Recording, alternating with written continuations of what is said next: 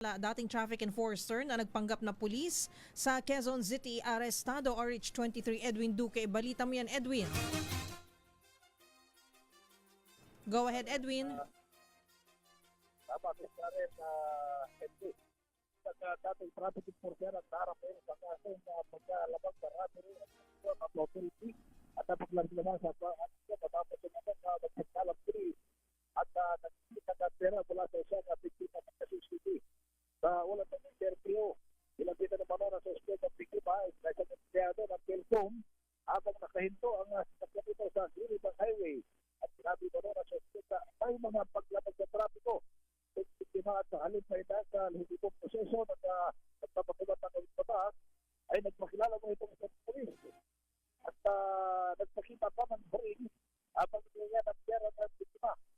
Ang natumang niya ng biktima na nagbigay ng pera ay sinabi na ng suspect. Nagagtong sila sa ipinag ng pulisya Greenman ayon sa reklamo ng biktima, hindi sila dinala sa istasyon, hindi sa isang parking lot at doon hindi ng pera. Matapos sa insidente at katabang lumating ng biktima sa Pondisis Station at nagsamba ng reklamo kasi dito. Ang pagsasagawa ng operation kung saan na-arrest ng suspect ay kay Sergio Protector na Labirin, hindi niya tukusindihin ang ganitong gawain ng mga gumagawa ng illegal activity, lalo na sa kanyang upan. Ares 23, ito ginagulat ng PCRA sa Pilipinas, una sa Pilipinas.